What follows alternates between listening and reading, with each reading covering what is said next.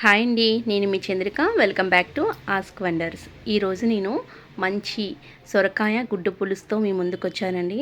చాలా బాగుంటుంది, నోటికి కమ్మనైన రుచితో ఉంటుంది. ఇది మరీ అంత చిక్కగా కాకుండా మరీ అంత థిక్నెస్ కాకుండా మధ్యలో చక్కగా ఇది గ్రేవీ కన్సిస్టెన్సీలో ఉంటుంది. దీనికి కావలసిన పదార్థాలు ఏంటో చూసేద్దాం రండి. ముందుగా నేను సొరకాయ ముక్కల్ని నీట్గా తొక్కు తీసేసి చక్కగా 2 కప్పులు వచ్చేంత వరకు చూసుకున్నాను. ఈ సైజు ముక్క ఉండాలి.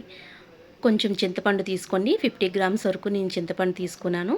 ఇది హాట్ వాటర్లో కానీ కోల్డ్ వాటర్లో కానీ ఒక 10 మినిట్స్ వరకు సోక్ చేసుకొని ఉంచుకోండి. దీనికి కావలసినవి 4 గుడ్ల వరకు నేను తీసుకున్నాను. మీ ఇంట్లో మెంబర్స్ని బట్టి ఎగ్స్ని యాడ్ చేసుకోవచ్చు. ముందుగా మనం కడాయిలోని 4 స్పూన్ల వరకు ఆయిల్ వేసుకుందాం. 4 స్పూన్లు ఆయిల్ వేసుకున్నాక ఆయిల్ బాగా కాగిన తర్వాత మెంతుల్ని వేసుకోండి. పులుసులోకి మంచి టేస్ట్ వస్తాయి.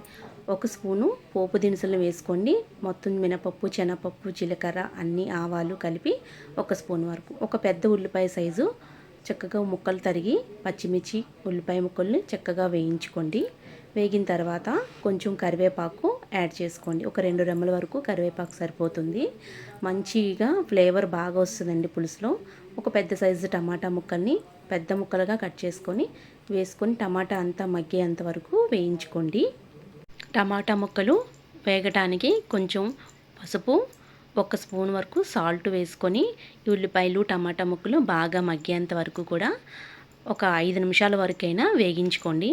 తర్వాత ముందుగా మనం కట్ చేసి పెట్టుకున్న సొరకాయ ముక్కల్ని చక్కగా వేసి బాగా కలుపుకొని ఒక 10 నిమిషాల వరకైనా సరే మూత పెట్టి చక్కగా మగ్గించుకోవాలండి. ఇక్కడ ఒక 50% వరకు మనకి సొరకాయ ముక్కలు ఉడికిపోవాలి. ఉడకడం కోసం 10 నిమిషాల వరకు మూత పెట్టి కుక్ చేసుకోండి. మూత తీసిన తర్వాత ఒక 50% ఆనకాయ ముక్కలన్నీ చక్కగా మగ్గాయి కదండి. ఇప్పుడు మనం దీనిలోకి 2 స్పూన్స్ వరకు చిల్లీ పౌడర్ని యాడ్ చేసుకోండి. ఈ కారం అంతా ముక్కలకి పట్టేలాగా ఒకసారి కలుపుకొని బాగా మగ్గించుకోవాలండి. కారంతో పాటు చక్కగా ముక్కల్ని మగ్గేలా చూసుకోండి. ఇప్పుడు మనం ముందుగా చింతపండుని పలుపు తీసి పక్కన పెట్టుకున్నాం కదండి. ఈ మగ్గిన తర్వాత పలుపు అంతా కూడా ఇందులో వేసుకోవాలి. మనకి ఎంత థిక్నెస్ కావాలో అంత వరకు వాటర్ కూడా యాడ్ చేసుకొని చిక్క పులుసు ఒక 5 నిమిషాలు ఈ ముక్కల్లో ఉడకాలండి.